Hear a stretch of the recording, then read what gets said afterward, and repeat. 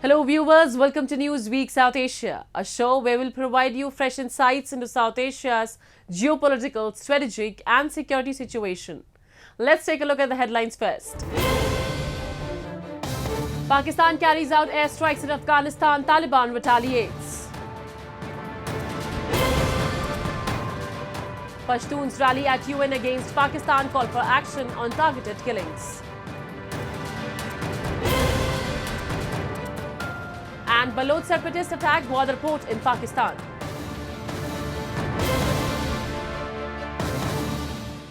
Tensions spiked between Pakistan and Afghanistan after Pakistan military carried out aerial strikes in the neighbouring country after a terror attack over the weekend killed 7 Pakistani soldiers. Islamabad has accused the Afghan Taliban of hosting anti-Pakistan terrorists on its soil. Afghan Taliban warned Pakistan of uncontrollable consequences over the violation of its aerial space and attacked several Pakistani military bases along the border in response to the aerial attack. Let's delve into the details in our report. Tensions between Pakistan and the Taliban are on the rise once again as clashes escalate along the Afghanistan-Pakistan border. On March 18th, at approximately 3 a.m. local time, Pakistan conducted 2 airstrikes in the Paktika and Khost provinces of eastern Afghanistan. However, according to Taliban officials, the airstrikes resulted in the deaths of at least 8 civilians, including women and children. Pakistan, on the other hand, admitted to conducting airstrikes but not in Afghanistan. Islamabad claims the operation targeted bases of the Tehreek-e-Taliban Pakistan within its own territory. Pakistani officials assert that 8 terrorists were killed in the operation. The airstrikes come in retaliation for an attack that claimed the lives of 7 Pakistani troops within the country's territory. President Asif Ali Zardari vowed to retaliate against the perpetrators. मेरे बहादुर भाइयों, बेटों, दोस्तों जो सरहद की हिफाजत कर रहे हैं, मैं आपसे ये वादा करता हूँ कि ये मेरे बेटों का खून रागा नहीं जाएगा और हम इस खून का खराज लेंगे, इनसे सबसे खराज लेंगे। पाकिस्तान ने यह तय कर लिया है कि जो भी हमारे सरहदों पे या हमारे घर में आके या हमारे मुल्क में आके जो भी टेररिज्म करेगा, हम उसका मुंह तोड़ जवाब देंगे, चाहे वो कोई भी हो, किस मुल्क से भी हो। The Taliban, on the other hand, condemned the airstrikes by the Pakistani military. The Taliban issued a statement that said, "The Islamic Emirate of Afghanistan, which has a long experience of freedom struggle against the superpowers of the world, does not allow anyone to invade in its territory." Pakistan should not blame Afghanistan for the lack of control, incompetence and problems in its own territory.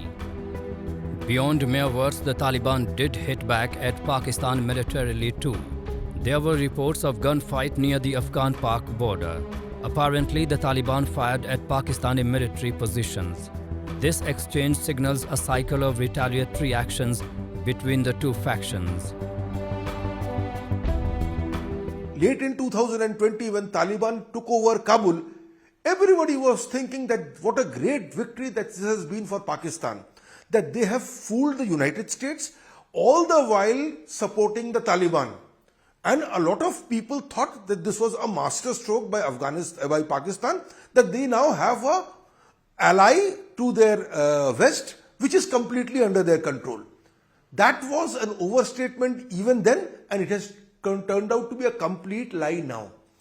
What they have got on their western front is not an ally but an autonomous body, an autonomous movement on its own, which will do what it wants to do, and it will basically keep on pushing Pashtun nationalism wherever it finds. So that's what has happened. In 2021, Pakistan supported the Taliban's takeover of Kabul. Islamabad urged the global community to work with the Taliban to give them aid. In fact, Pakistan stood alone among nations in backing the return of the Taliban to power in Afghanistan. However, Pakistan's stance shifted as it sought the Taliban's assistance in combating Tehrik-e-Taliban Pakistan. The TTP shares ideological alignment with the Taliban and seeks to establish an Islamic caliphate by overthrowing the current regime. Pakistan hoped that the Taliban would use their influence and power to control TTP. However, reality on ground is completely opposite. Despite Pakistan's hopes for cooperation, a United Nations report has revealed that the Taliban are generally sympathetic to TTP aims. Besides supplying weapons and equipment, Taliban rank and file, Al-Qaeda core and AQIS fighters assisted TTP forces in cross-border attacks. There is no doubt that Afghanistan under the Taliban continues to be a breeding place for terrorists, but at the same time Pakistan is also responsible for growing terrorism in the region.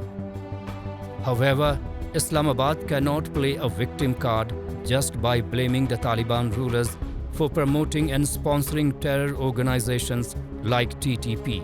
It is also equally responsible for the fact that terrorist activities continue to increase, posing a security challenge in the region.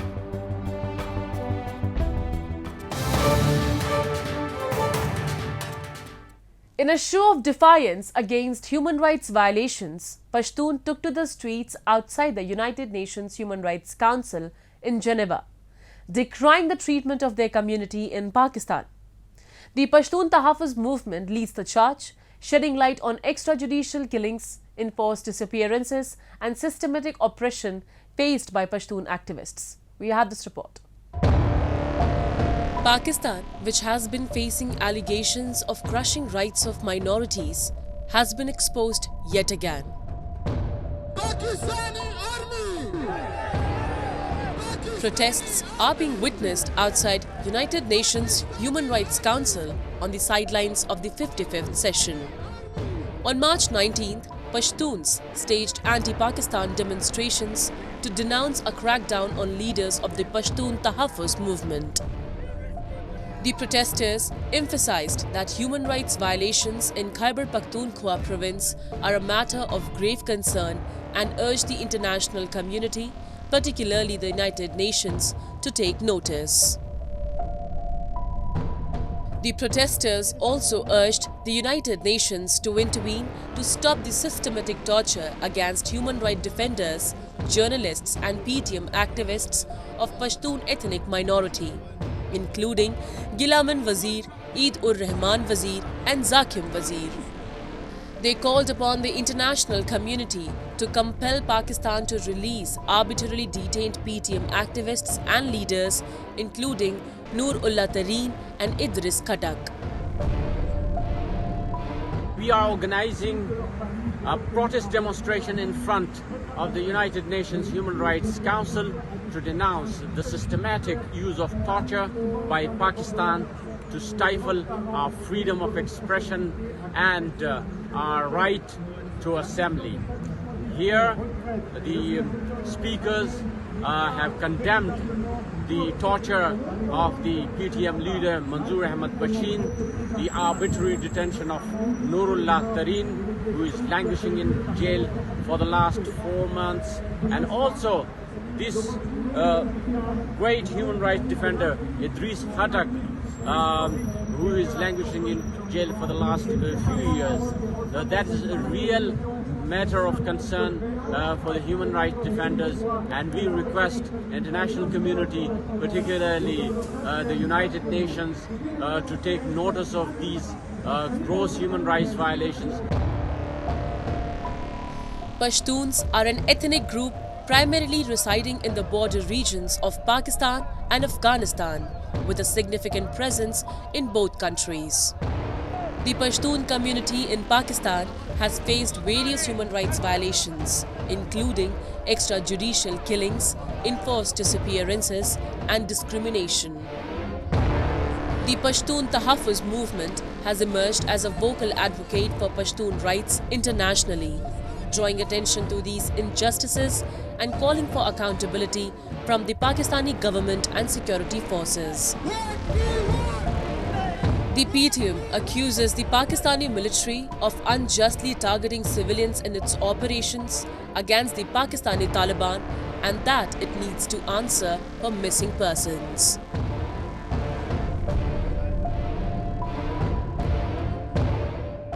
PTM Europe members are here together with a heavy heart to shed light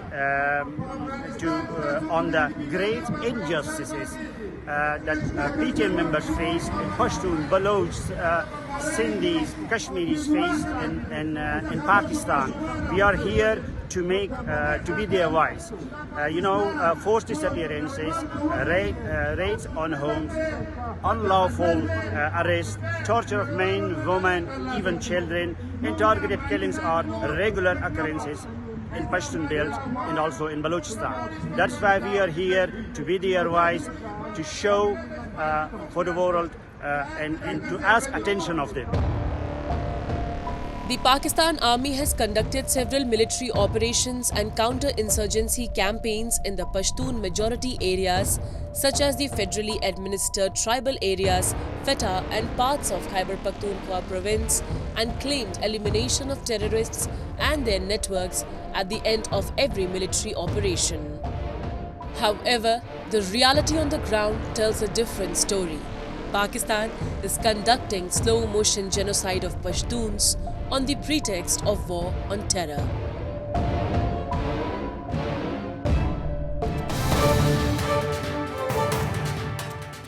The Gwadar port in Pakistan came under attack yet again. The port came under attack as armed assailants forcibly entered the Port Authority complex and opened fire at the security officials. Reports suggest that the assailants carried out multiple blasts at the port. This incident adds another layer of complexity to Pakistan's security situation as their military faces conflicts on multiple fronts. On March 20th, Pakistan's Gwadar Port Authority complex came under attack after armed assailants forcibly entered the area and opened fire. Multiple blasts were reported from the site and intense firing between attackers and security forces took place. At least 2 Pakistani soldiers were killed in the attack and 8 gunmen were killed in the retaliatory firing. Majid Brigade of the Balochistan Liberation Army or BLA, an armed rebel group in the region, has claimed responsibility for the attack. BLA calls itself the armed front of the secessionist Balochistan movement seeking independence from Pakistan. I think the morale and the capacity and the courage of the Baloch freedom fighter against Pakistani state are so much high. This incident, yesterday when they attacked on such an area, there are, you can say, the security level is more than a president's security. And going them and killing their people and capture them all the area for more than 10 or 12 hours, I think this is the clear message to Pakistani state, Pakistani intelligence agencies that we are capable, we can do whenever we want and no one cannot control us. We recently seen so many operations against Baloch militants and freedom fighters in Balochistan. Each and every day there was a bombardment from the jets and the helicopters in their places. But this recent incident show us clearly that they are still capable, they have capacity and they can do whenever they want. This is not the first time a Chinese project has come under attack in Balochistan. In fact, last year in August, gunmen attacked a convoy of Chinese workers in Gwadar with the separatist Balochistan Liberation Army claiming responsibility for the attack. Gwadar is located near a crucial oil shipping route in the Arabian Sea. The deep water port is key to the multi-billion China-Pakistan economic corridor. It holds immense significance not only for Pakistan but also for China's ambitious Belt and Road Initiative. While touted as a symbol of economic development, the reality on ground tells a different story. China has invested billions of dollars in Pakistan as part of its CPEC project, and Islamabad's repeated financial mistakes has forced the country to be trapped in China's debt trap diplomacy. Today, Gwadar city in Balochistan is being fully occupied by China, and the indigenous Baloch people have been forced to shut their businesses and migrate to other areas.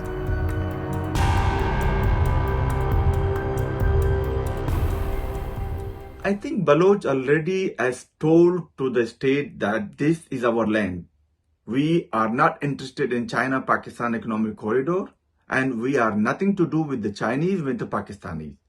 They are demanding for their land, for their resources. I don't think so. Not even Pakistan, not any other countries can do development and barrel up the gun and with kidnapping innocent people, torturing innocent people, blackouting the media. I think these tactics are very old. Baloch people are happy with the CPEC. It is totally unfair. And Baloch are demanding their own land. They need independence. They need autonomy. They need their own resources, ownership. So I don't think so. China or Pakistan or any other countries can enter in the Balochistan and claim we are doing this development for the Baloch and this development for the Baloch. I think this is totally dishonest. The Baloch are seeing no political solution to their issue and have taken up arms to show their resistance against Pakistan and China in Balochistan.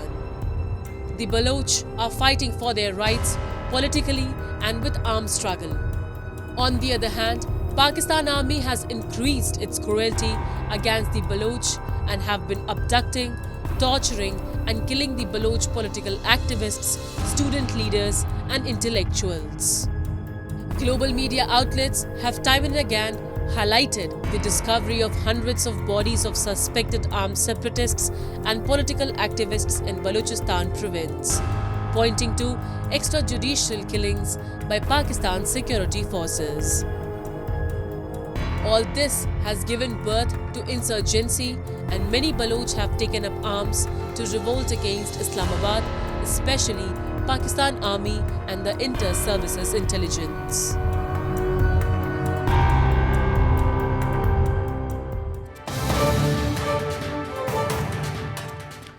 For decades, the Baloch have endured poverty, unemployment and illiteracy. But the plight doesn't end there. The Pakistan Army's human rights violations threaten their very existence. Recently, during the 55th session of the United Nations Human Rights Council, prominent Baloch activists took a stand, shedding light on the deteriorating situation. Their plea urging the international community to intervene. We have a report. The Baloch have been facing unimaginable pains for the past several decades. Not only are they suffering from issues like poverty, unemployment and illiteracy, but human rights violations committed by the Pakistan Army are eliminating the Baloch. A majority of Baloch who demand independence from Pakistan's forceful occupation are being targeted by Pakistani security forces. The activists and intellectuals are being kidnapped, tortured and brutally killed. Recently, during the 31st meeting of the ongoing 55th session of the United Nations Human Rights Council, Baloch activists highlighted the deteriorating rights situation in Balochistan and urged the international community, particularly the United Nations, to intervene. For over 7 decades, the people of Balochistan have experienced oppression, exploitation and denial of their fundamental rights under Pakistani rule.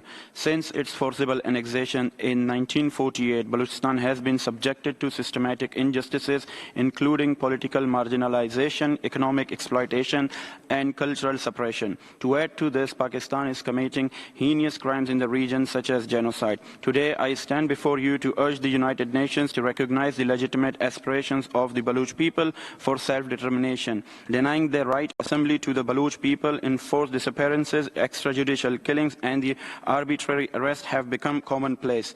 As the Pakistani state seeks to silence dissent and crush Baloch resistance, it is time for the international community to heed the calls of the Baloch people and support their quest for self-determination. The UN must intervene to ensure that the people of Balochistan can decide their own future.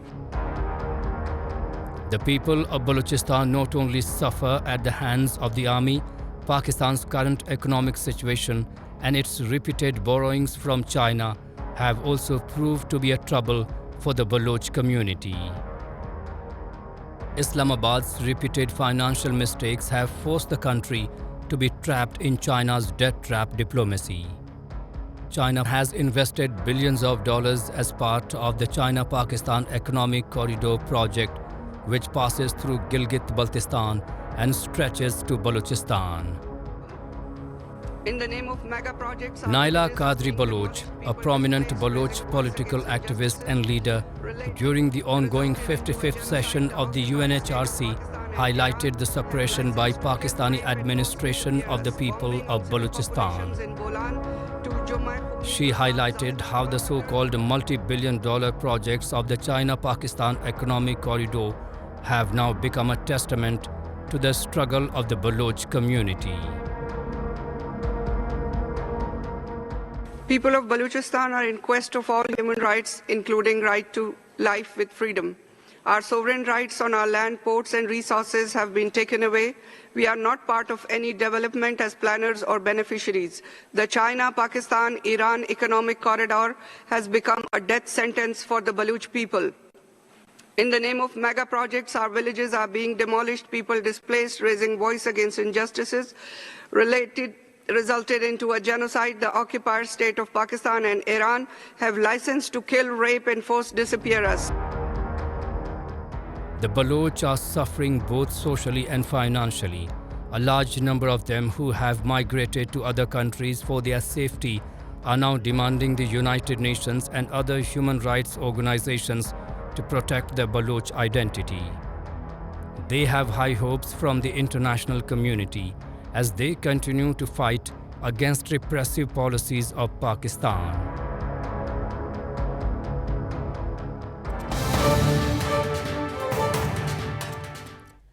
And with that, we come to the end of this edition of Newsweek South Asia.